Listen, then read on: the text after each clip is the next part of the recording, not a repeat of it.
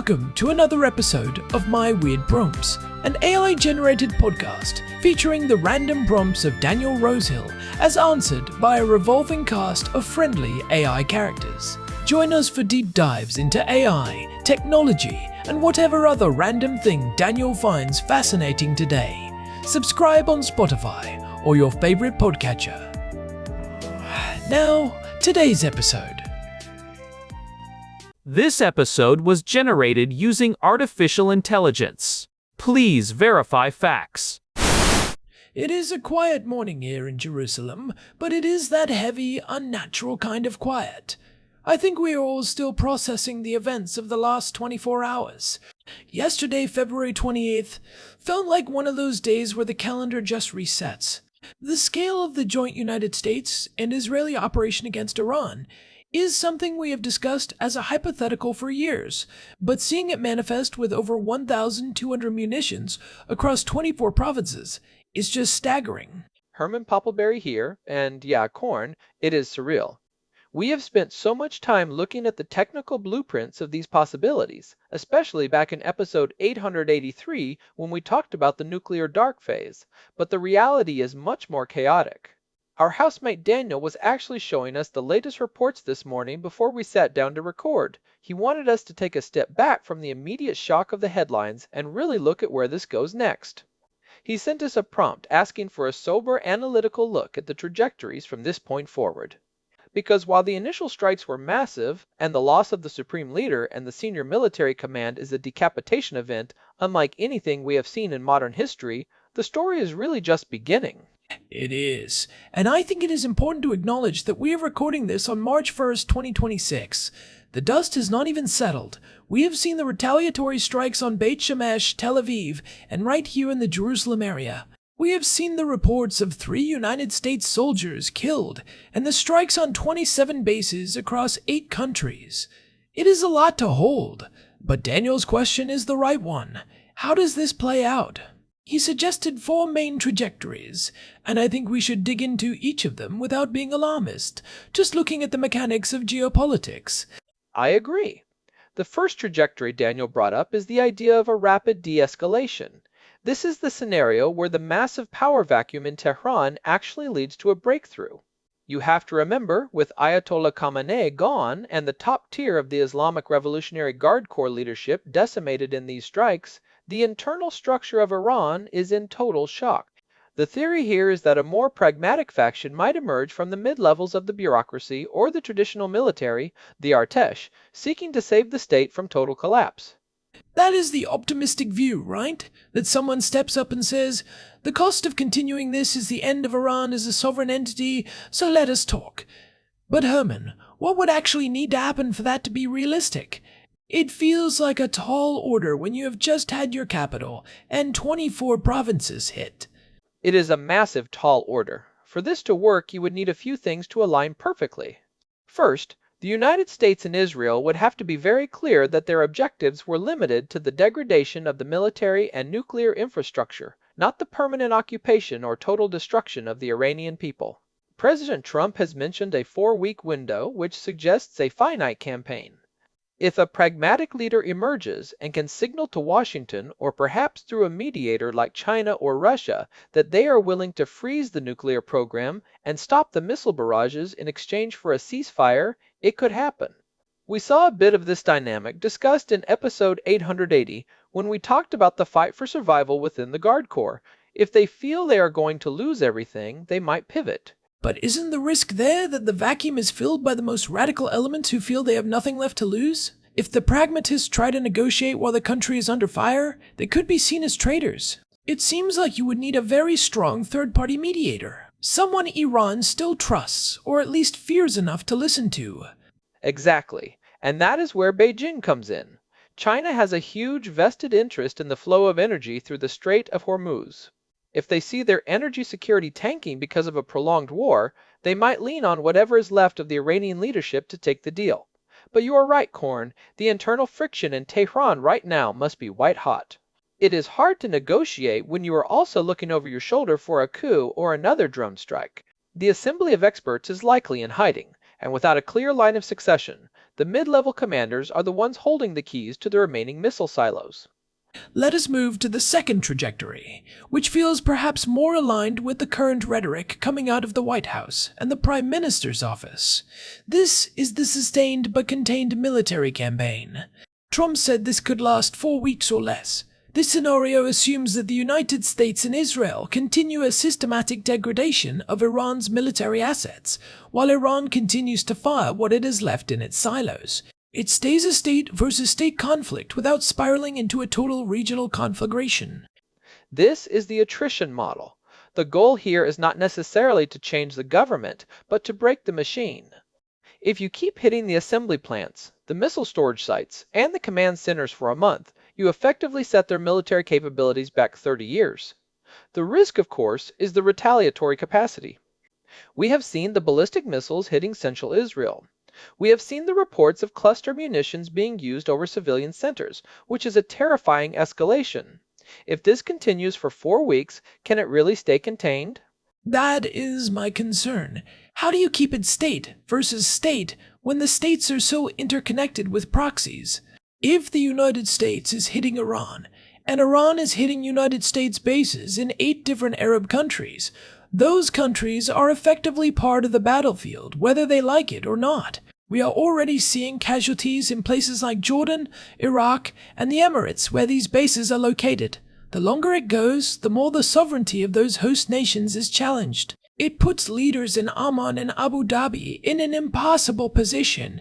You also have the technical side of it. In a sustained campaign, you start running out of high-value, easy-to-hit targets. Then you start looking at dual-use infrastructure, power grids, fuel depots, communication hubs. When you start hitting those, the civilian toll in Iran, which is already at over 200 deaths according to the latest reports, will skyrocket. That creates a different kind of pressure. It makes de-escalation harder because the public anger becomes a force of its own. We saw this in the reports of the strike on the school in the Alborz province, 148 people dead in a single event. That kind of tragedy fuels a generational resentment that no peace treaty can easily fix. And there is the domestic pressure here in Israel, too.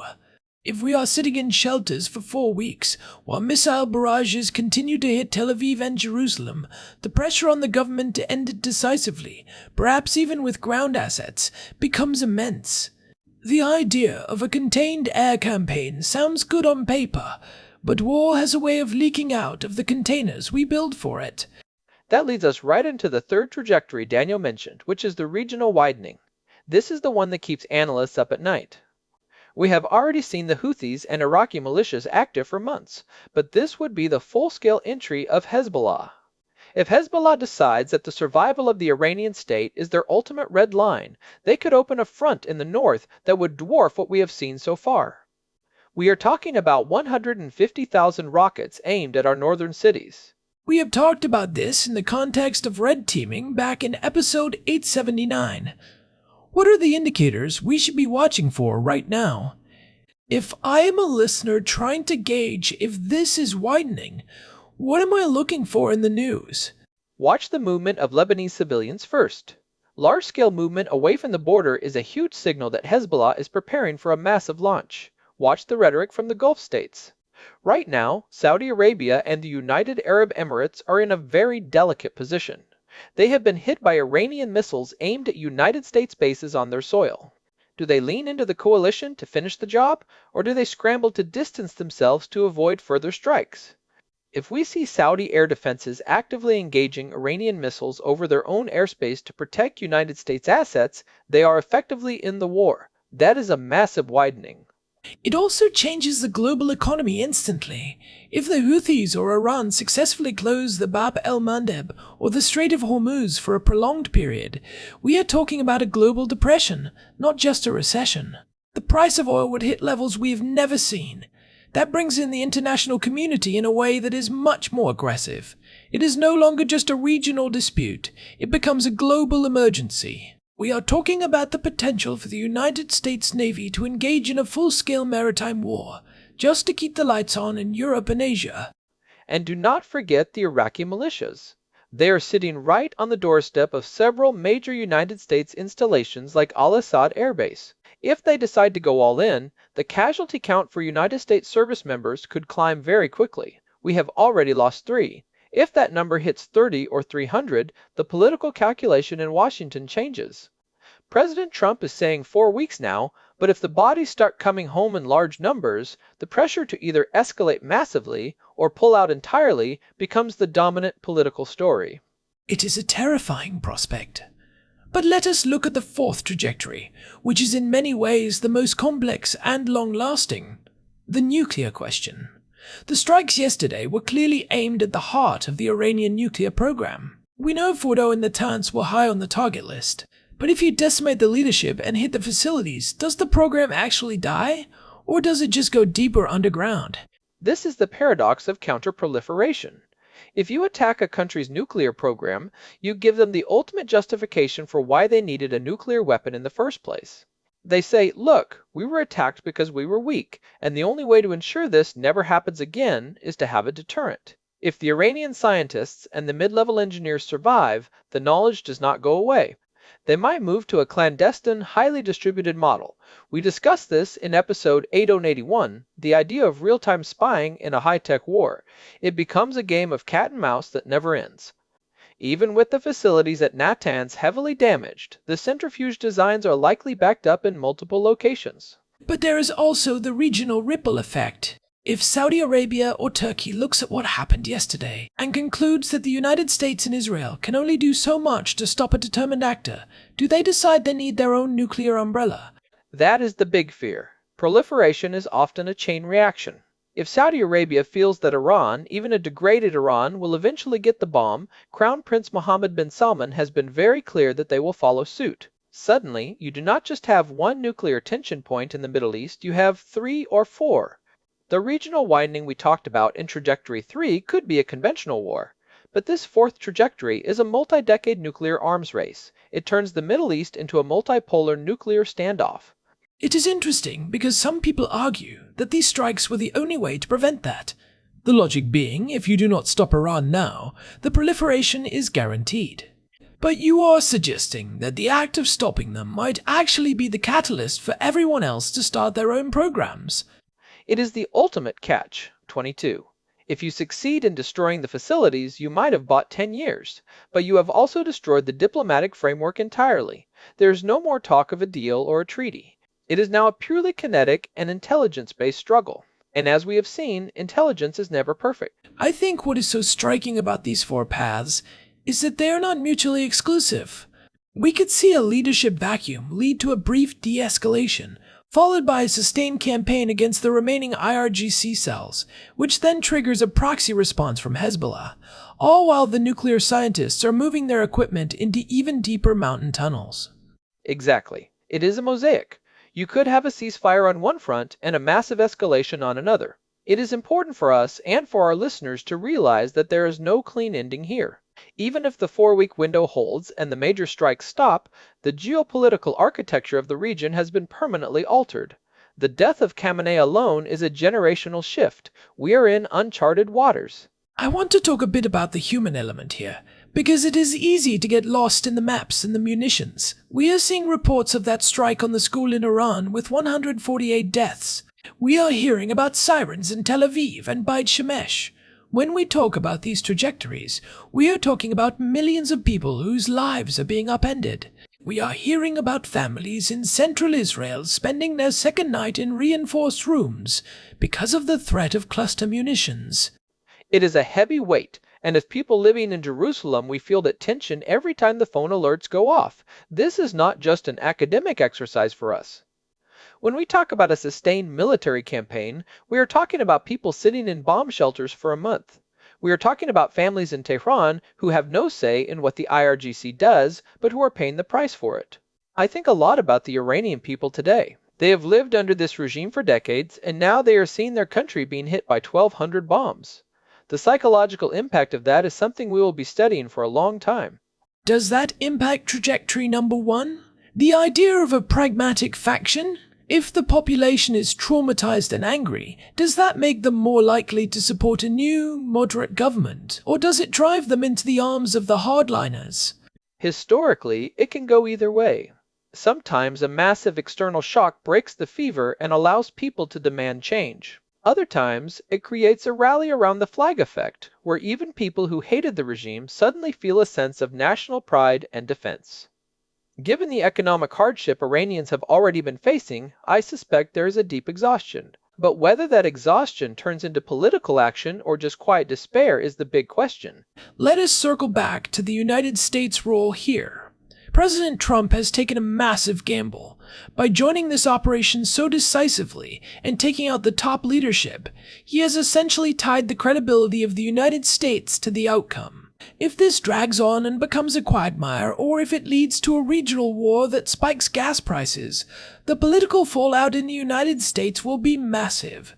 It is a high-stakes play. He is betting that the shock and awe of the first 48 hours is enough to break the Iranian will. It is the madman theory taken to its ultimate kinetic conclusion. If it works, he looks like the person who finally solved the Iran problem. If it fails, he has started a conflict that could define the next decade of global history. And we have to remember, the United States military is already stretched. Dealing with 27 base attacks simultaneously is a massive logistical and security challenge. The sheer volume of interceptors needed to defend those bases is a drain on stockpiles. So, as we look at these 4 trajectories, what is the most important takeaway for someone trying to make sense of the next few days? I would say, do not look for a single headline that says it is over. Look for the small signals.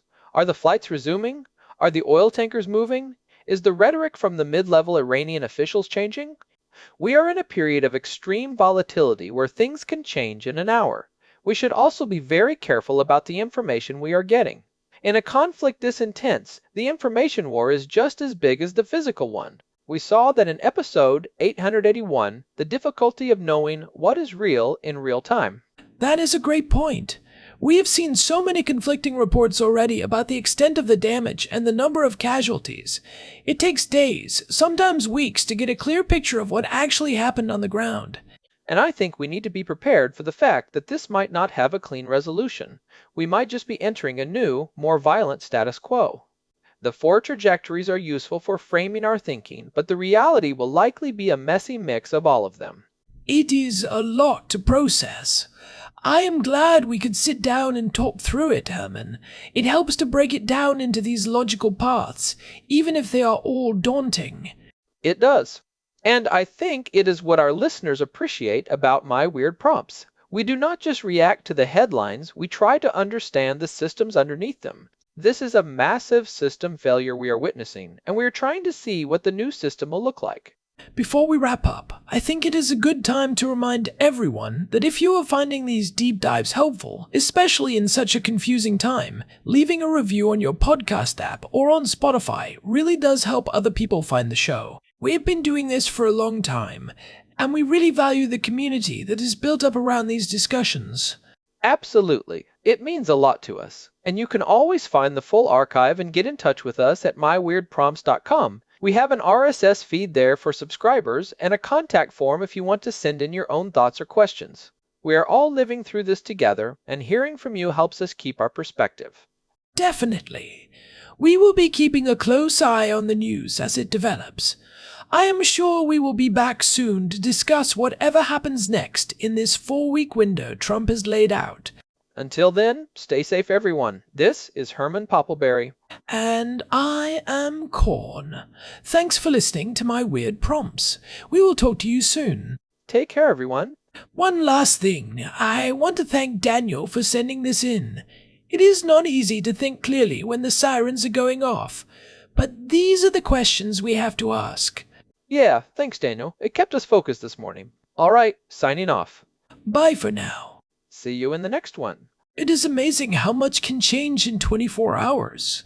Yesterday we were talking about bedside power delivery in episode 8082, and today the world is a different place. It really is.